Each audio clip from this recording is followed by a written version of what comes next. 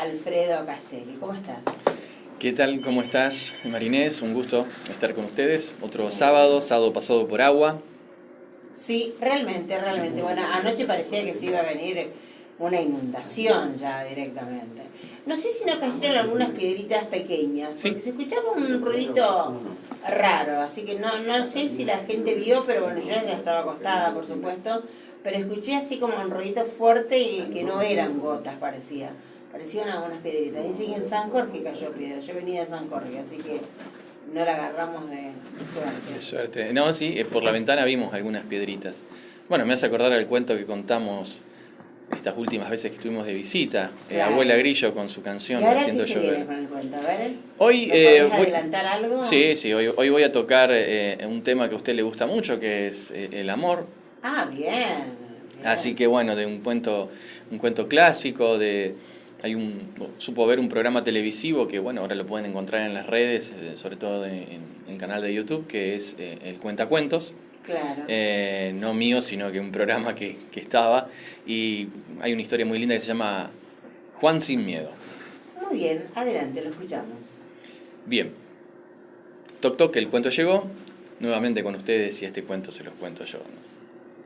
Esta es la historia de un joven llamado Juan, al que le decían Juan sin miedo. Juan sin miedo porque él tenía la particularidad justamente de no tener miedo. Él vivía con su padre en una comarca, él vivía con su papá en una comarca, donde, bueno, su papá era zapatero y hacía todo ese trabajo artesanal de fabricar zapatos y él lo ayudaba, yendo y viniendo, haciendo tareas que hacían a esto de hacer los mandados, ¿no? Así que bueno, el padre le decía, por favor Juan, comprame tanta cantidad de clavos, por favor Juan, comprame tanta cantidad de cueros y suelas. Entonces él tomaba su bolsito con monedas y se iba a conseguir justamente este material para hacer los zapatos. En el transcurso que iba, obviamente tenía que pasar por la aldea y muchas veces atravesaba los bosques de alrededores, los cuales eran tenebrosos. Muchos de los chicos que estaban allí, que vivían en la aldea, sabían que Juan era especial y le jugaban tretas, le jugaban bromas. Incluso entre ellos apostaban si podían asustarlo, porque sabían que Juan no tenía miedo, él reía de todo.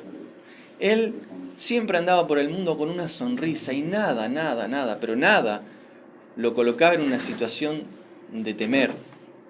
Entonces, a veces cuando él atravesaba el bosque oscuro de noche con la encomienda que le daba su padre, sus compañeros de la aldea aparecían vestidos de las peores formas, simulando fantasmas y monstruos. Y él cuando los veía se largaba a carcajadas porque le daba risa. Y los compañeros decían, pero ¿no te da miedo? Yo moriría de miedo si me pasaría esto a mitad de la noche, entre el camino oscuro y los árboles tenebrosos. No, le dice, pero ¿no sentís miedo? Y no siento miedo, le decía, no es así. Y así vivía Juan con su sonrisa y también su cabeza despistada. ¿Pero por qué despistada? Porque estaba enamorado. Y cuando él regresaba muchas veces a la casa de su papá, pasaba por una ventana con una hermosa reja en un balcón donde había una hermosa jovencita que le había cautivado el corazón y él tocaba el violín. Y sabiendo esto, se llevaba su violín y se quedaba unos minutitos ahí debajo del balcón tocando unas hermosas melodías que sacaban a la niña a escuchar, a donde se la golpeaba el corazón de una manera hermosa. Entonces Juan, claro, tenía ese ratito para él. Y volvía a su casa, obviamente con los mandados, que te cuento muchas veces, venían a la mitad, porque no tenía miedo, pero flor de despistado que era, la cabeza del enamorado. Y el padre se enojaba y le decía tantas cosas que Juan lo quedaba ahí mirando, sin entender qué había pasado, dónde había perdido los clavos, dónde había perdido el dinero, qué había hecho con los cueros. Pero se acordaba siempre de esa hermosa carita de esa niña en el balcón mientras él tocaba el violín. Un día el padre se cansó. Le dijo, Juan, ya sos mayor de edad. Yo no puedo seguir de esta manera teniéndote cuando vos más que una ayuda sos una pérdida. Vos tenés que encontrar tu camino, es hora de que te independices. Entonces le da unas monedas y le dice, busca tu camino, a ver si en ese camino te encontrás. Y así fue como Juan salió, obviamente apenado, pero también puesto en la aventura, con la incertidumbre, y se fue por ese camino que lo sacó de la aldea. Y caminó hasta que pasó por un puente donde lo atracó un ladrón, que con un cuchillo lo amenazó, cuchillo al cuello, y le dijo, dame todo lo que tenés. Y en ese momento él se largó a reír.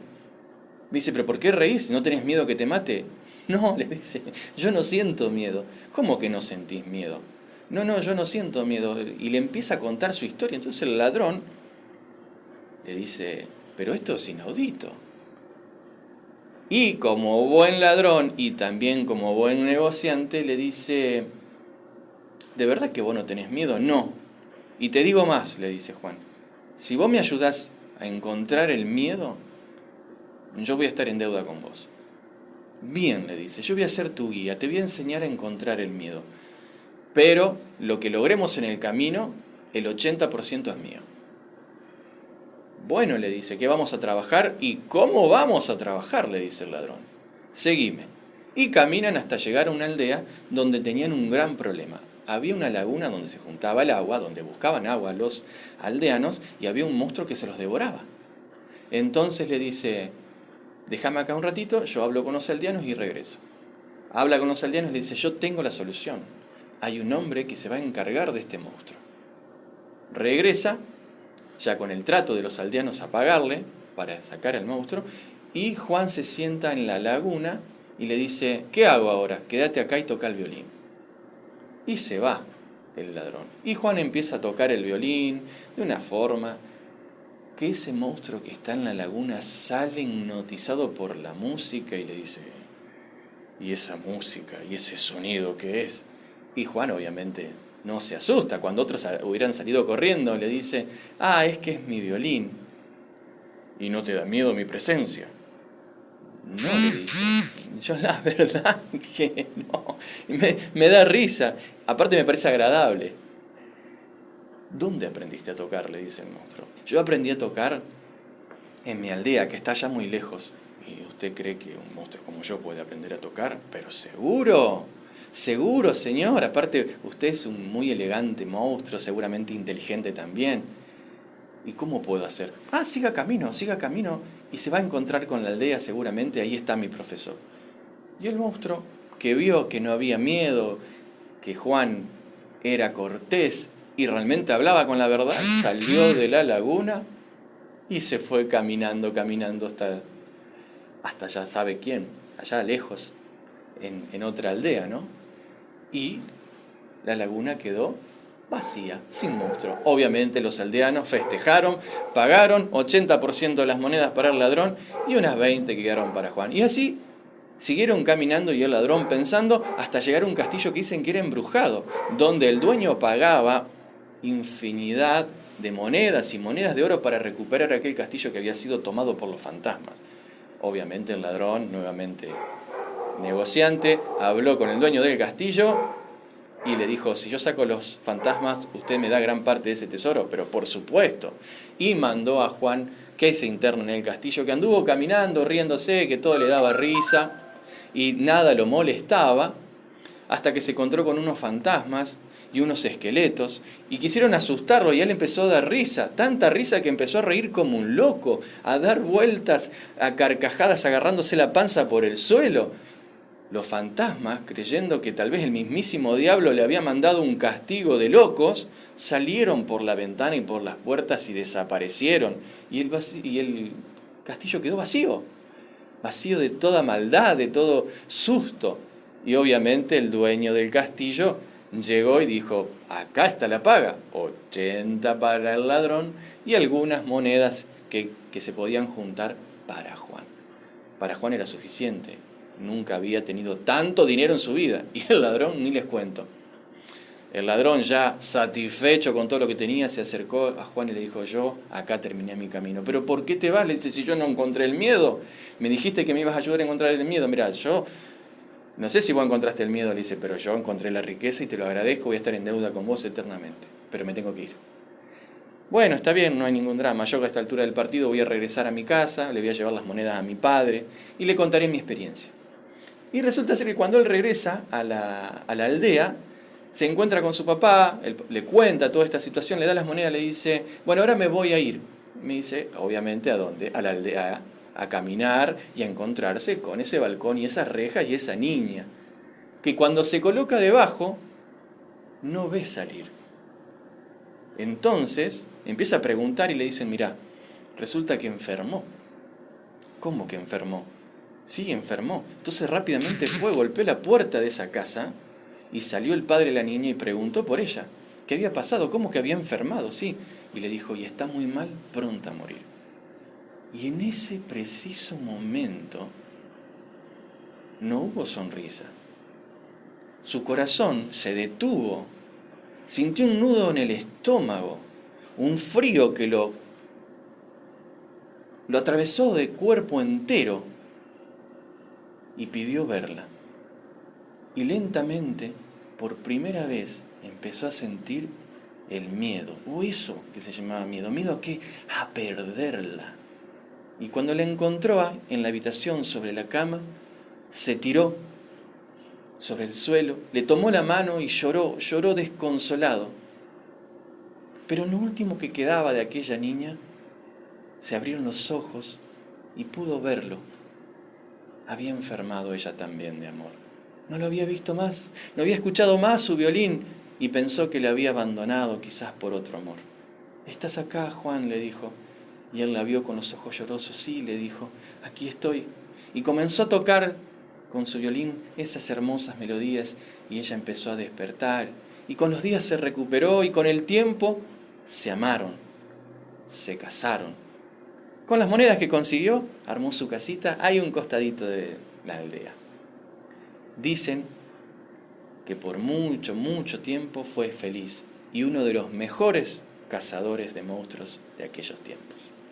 Qué bien, qué lindo realmente.